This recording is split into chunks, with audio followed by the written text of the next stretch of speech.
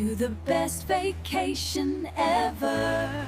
On a luxury yacht, a group of friends is enjoying their vacation in the middle of the vast ocean.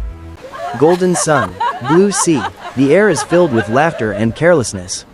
In the heart of the vast Pacific Ocean, life seems but a tiny dot. But for them, it is a complete paradise. They do not yet know that this paradise is about to become hell.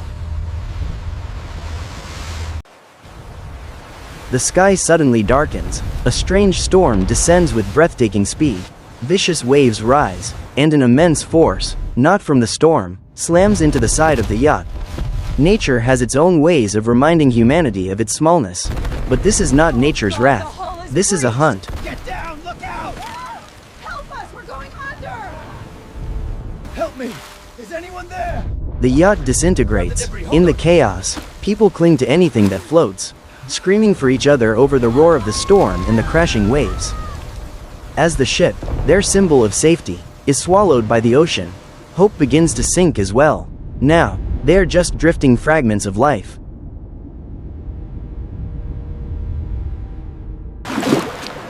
The storm dissipates as quickly as it arrived. Dawn reveals a horrific sight. Only floating debris remains. And the ocean is deathly silent. The friends huddle together on a large piece of wreckage, shivering from cold and fear. After the fury comes the silence. But this silence brings no peace. It is the silence of a waiting predator.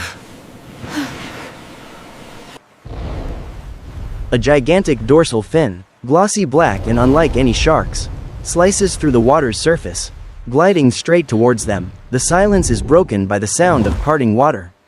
The ocean is never truly empty. Beneath its peaceful facade lies an ancient world where primeval rulers still reign. And they have been awakened. The monster surfaces. It is a gigantic marine reptile, like a cross between a mosasaurus and a crocodile, with glossy black scales and cold, intelligent eyes. It circles the wreckage, observing them. This is not an animal hunting on instinct. In its ancient eyes, there is a malevolent curiosity. It is sizing up its prey.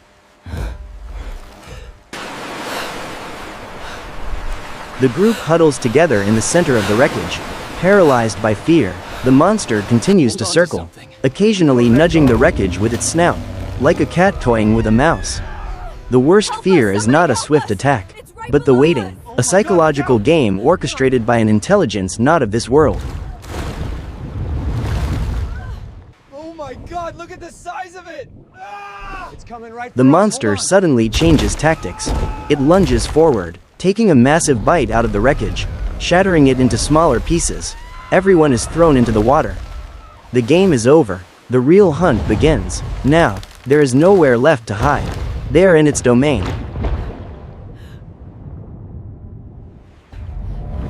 In the panic, one of the group, Kai, who has sailing experience, spots a larger, mostly intact shipping container floating nearby. He yells, urging everyone to swim towards it.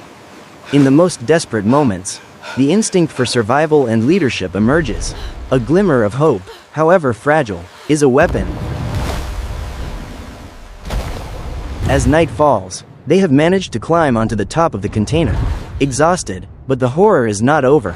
From the deep water, multiple pairs of glowing eyes begin to appear. Surrounding them, the first monster was just a scout.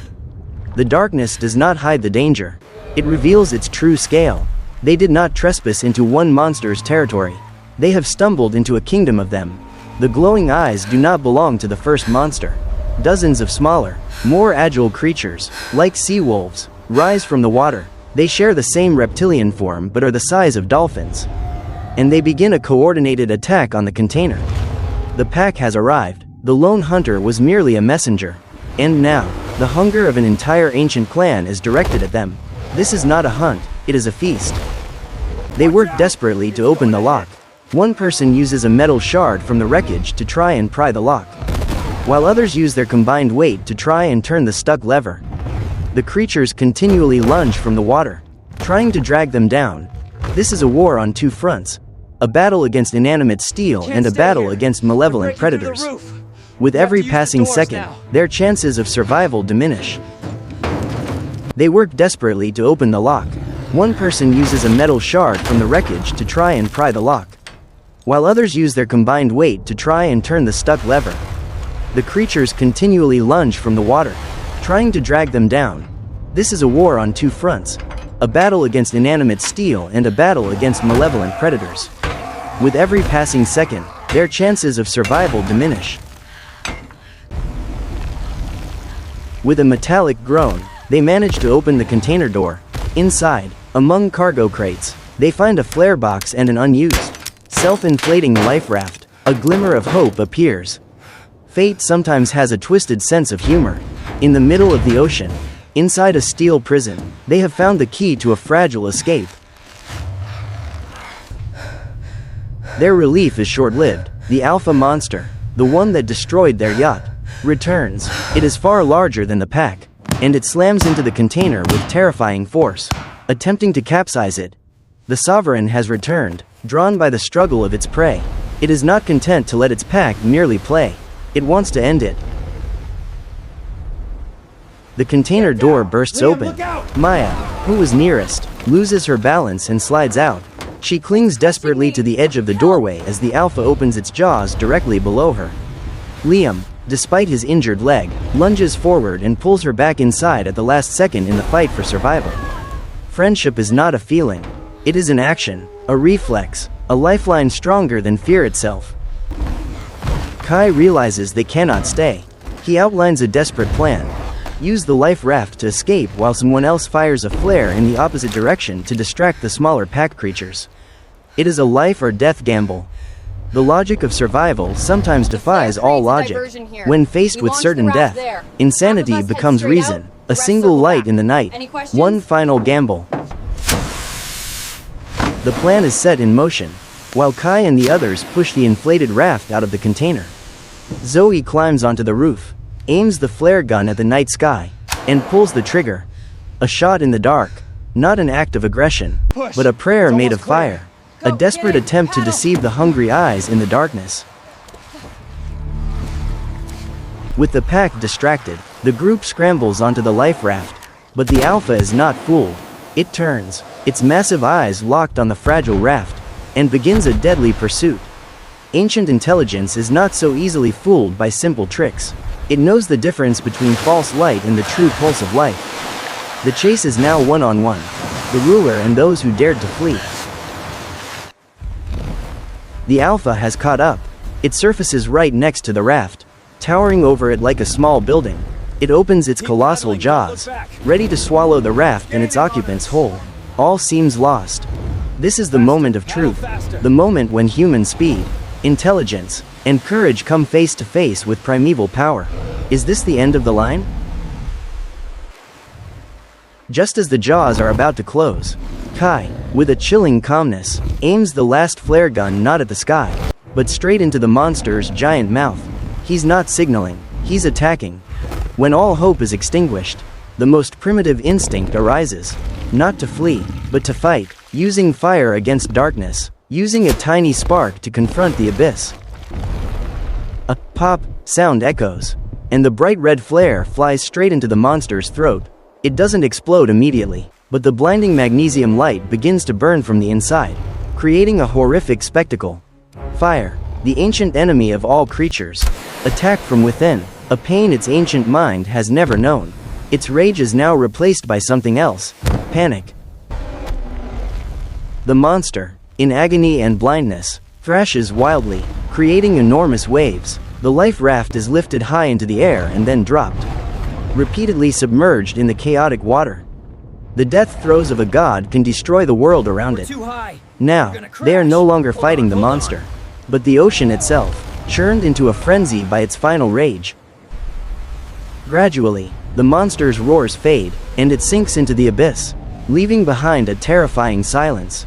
As the last waves subside, in the faint light of dawn, they see a dark silhouette on the horizon. Not land, but an abandoned oil rig. After the storm comes the quiet. After the monster's death comes life. And on the horizon, not the end of the journey, but a new stage, a fortress of steel in the middle of the ocean. They use their remaining strength to paddle towards the rig, but they are not alone. The glowing eyes of the pack, having lost their alpha, now refocus on them. The race begins anew. A pack without a leader is still a pack. Their hunger is not diminished. A fortress ahead, and a hungry army behind. The final race for life. They reach the base of the rig. It's a labyrinth of rusted steel and barnacles. They begin the treacherous climb up the lattice structure, just as the first creatures of the pack arrive and begin lunging from the water. From the sea to the sky, a vertical escape. Every rung is a victory. Every slippery metal bar an invitation from death.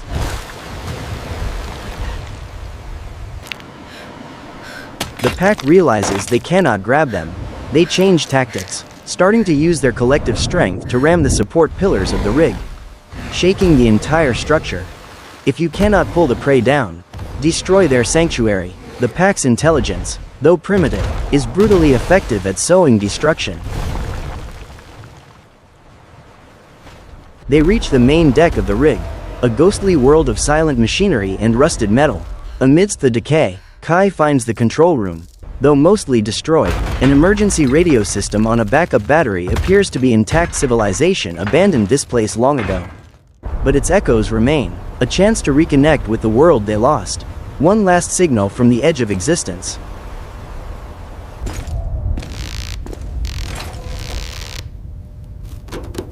Fire against fire, human rage against monster rage, a fiery sacrifice to end the hunt, turning the hunter into a pyre for their survival. From Sector Gamma, is anyone there?